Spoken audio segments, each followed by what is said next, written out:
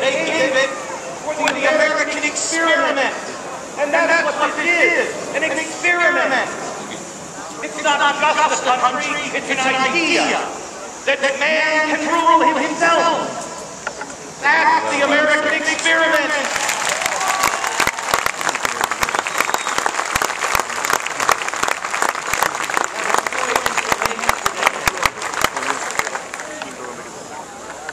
Do we, Americans that live today, surrounded by giants who gave it all, do we today say the experiment cannot work? Man must be ruled by someone. It does not end here. It shall not end now. It shall not end in my generation, in your generation. It is up to us.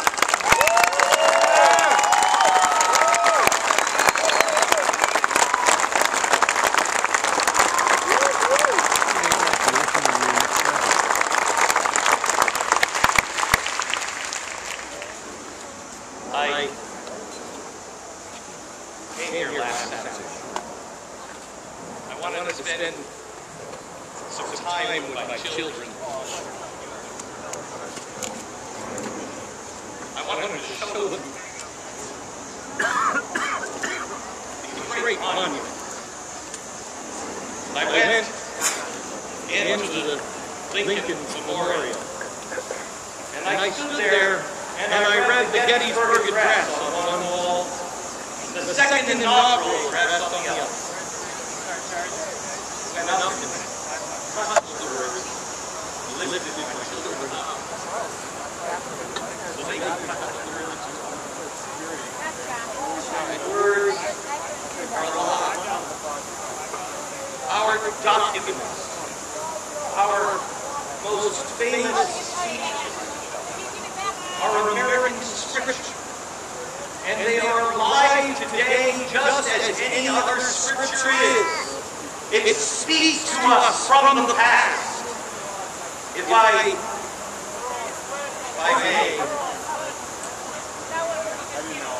share with you the Gettysburg Address and ask you if it doesn't apply to today. 407 years ago, our fathers brought forth on this continent a new nation to conceive in liberty and dedicated to the proposition that all men are created equal. Now we are engaged in a great war, testing whether that nation or any nation so conceived and so dedicated can long endure. We are met on a great battlefield.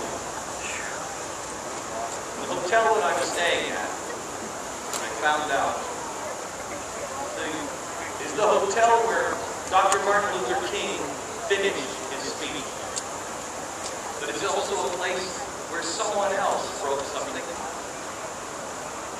The Battle Hymn of the Republic, written here, in a hotel just down the street, because you could see over the buildings at that time, they weren't so high, and you could see, and they watched the battle. That's where the Battle Hymn of the Republic, here, was written. This is a great battlefield, filled with warriors on each side. We are met on a great battlefield of that war.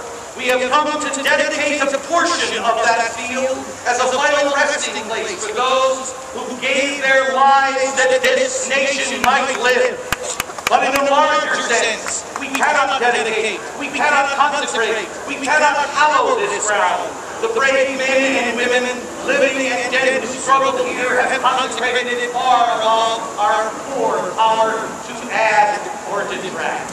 The world will little know or long remember what we say here, but it can never be forgotten what they did here. It is for us, the living, rather to be dedicated here to the unfinished work that they have thus so far nobly advanced.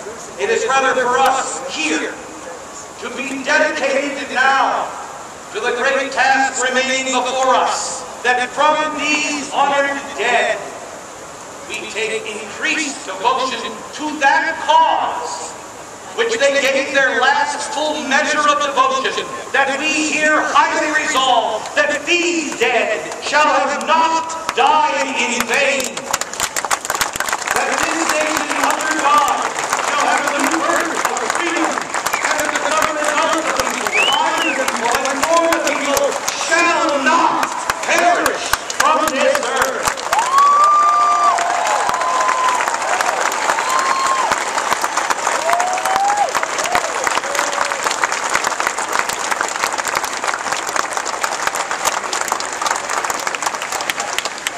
America is at a crossroads, and we must decide, are those words that Abraham Lincoln spoke, and they have no relevance or meaning on us today? America is at a crossroads, and today we must decide, who are we? What is it we believe? We must advance or perish. I choose advance.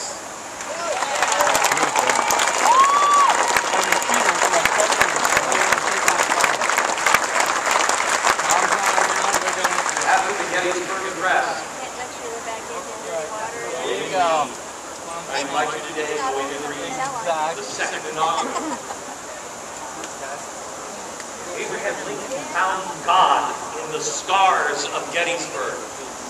He was baptized and gave the second inaugural. He looked to God and set men free.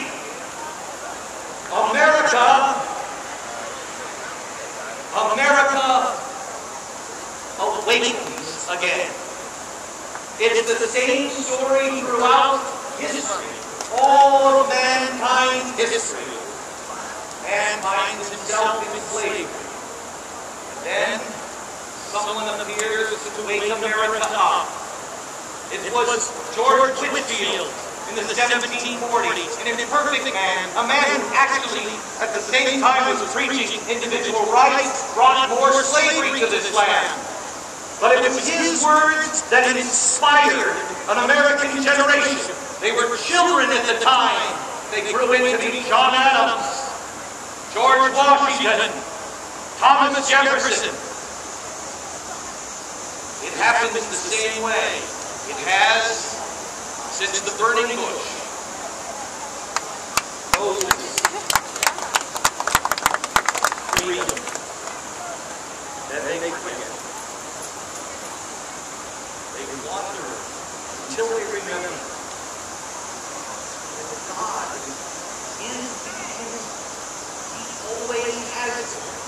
And then they begin to trust.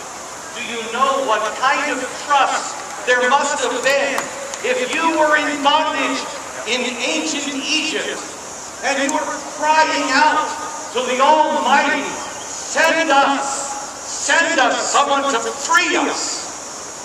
And a man shows up with a stick. Don't you think they said, you got it. The all-powerful, the almighty, and He sends a man's soul to siege with a stick. Look what that stick and that man have trust in the Lord and recognize that Moses and Abraham Lincoln and George Washington, they were men. They were just like you. They just picked up their stick. I think I can relate to Martin Luther King out of all of these giants. I can relate to Martin Luther King probably the most because we haven't carved him in marble yet. He's still a man. And that's the message, that man makes a difference. What is it these men have that you don't? What is it? Abraham Lincoln, the American Indian, Frederick Douglass, the moonshot, the pioneers. What is it they have that you don't have? The answer is nothing. They are exactly like you. They just did the hard thing. They just decided not to see themselves in any other way other than, oh crap, I gotta cross the mountains. Ask yourself, would you cross the mountains? I think I would have been stuck at the first river. And if I would have made it all the way to the Rockies, my family would have been right there in Denver, Colorado. Because I would have gotten there and went, oh, you gotta be kidding me. They went on. They relied on God, God's grace. America is great because America is good. But that's not the entire story. She's not just good because she's good. America is only what we choose her to be. We, as individuals, must be good so America can be great.